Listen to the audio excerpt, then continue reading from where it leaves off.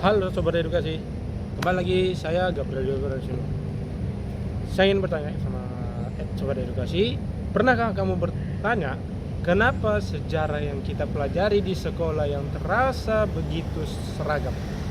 Siapa yang menentukan cerita, mana yang layak masuk buku pelajaran, dan siapa yang tidak? Hari ini kita akan membahas satu topik penting dalam dunia pendidikan sejarah, yaitu historiografi buku teks pendidikan sejarah. Bukan sekedar catatan masa lalu, tapi narasi yang punya kekuatan besar dalam membentuk cara pandang kita terhadap sejarah dan identitas. Apa itu historiografi buku teks? Historiografi bukan hanya tentang menulis sejarah.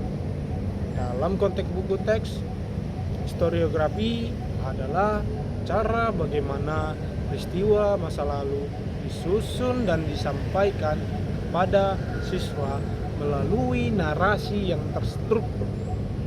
Tujuannya bukan hanya memberi informasi, tapi juga membentuk kesadaran historis, nilai-nilai kebangsaan, bahkan orientasi ideologis siswa terhadap bangsa dan negara. Dengan kata lain, buku sejarah tidak hanya menyampaikan apa yang terjadi, tetapi juga sebagaimana kita seharusnya melihat dan menilai peristiwa itu. Representasi bukan cermin objektif. Perlu diingat-ingat, historiografi dalam buku teks adalah representasi, bukan rekaman objektif. Apa artinya? Artinya, sejarah dalam buku teks dipengaruhi oleh sudut pandang penulis, kepentingan politik, budaya, bahkan ideologi saat itu. Misalnya, di masa Orde Baru, buku sejarah sangat menonjolkan peran militer, bahkan nasionalisme.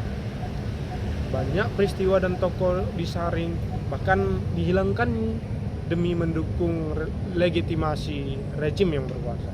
Selanjutnya, fungsi ideologis dan pendidikan. Historiografi dalam buku teks punya fungsi ideologis yang kuat. Melalui pemilihan tokoh dan peristiwa, siswa diarahkan untuk memahami siapa yang dianggap pahlawan, apa yang disebut pengkhianat, dan bagaimana kita menyikapi perbedaan pandangan terhadap pandangan dalam sejarah. Namun, fungsi sejarah tidak berhenti di sana. Buku teks sejarah juga dirancang untuk membentuk karakter, rasa cinta tanah air, semangat persatuan, toleransi, dan kemampuan berpikir kritis.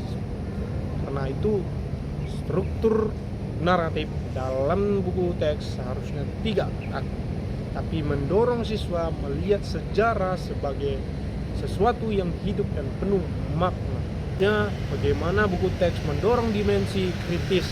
Idealnya, buku teks sejarah harus membuka ruang bagi siswa untuk berpikir kritis. Bukan sekadar menerima satu persis cerita, harus ada ruang untuk bertanya, apakah hanya ini persis sejarah yang ada? Bagaimana kelompok lain? Tanpa pluralitas perspektif, siswa akan melihat sejarah sebagai doktrin, bukan sebagai kajian ilmiah yang terbuka untuk interpretasi. Padahal sejarah justru menjadi bermakna ketika kita berani menggali dan mendiskusikan secara kritis. Selanjutnya, buku teks sejarah sebagai alat legitimasi dan politik memori. Sayangnya, historiografi bukan teks. Historiografi buku teks juga sering digunakan sebagai alat untuk mempertahankan kekuasaan. Sejarah ditentukan, ditonjolkan, sementara peran kelompok lain dihilangkan. Inilah yang disebut sebagai politik memori. Upaya sistematis untuk memilih apa yang diingat dan apa yang dilupakan, demi menjaga narasi dominan yang mendukung stabilitas dan kekuasaan. Buku teks sejarah sebagai refleksi. Jadi, saat kita membuka buku sejarah, kita sebenarnya sedang membuka cermin ideologi sebuah zaman. Maka penting bagi kita, baik penulis, guru, maupun siswa, untuk tidak hanya membaca sejarah, tapi juga memaknai secara kritis dan reflektif. Karena dari cara kita memahami masa lalu, kita sedang membentuk masa depan. Karena bukan hanya tentang yang terjadi, tapi bagaimana kita memilih untuk mengingat. Terima kasih telah menonton Sobat Edukasi. Hanya itu yang bisa saya sampaikan. Semoga ilmu yang telah saya sampaikan menjadi bermanfaat bagi teman-teman.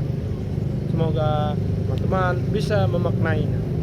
Jangan lupa like dan subscribe dan komen.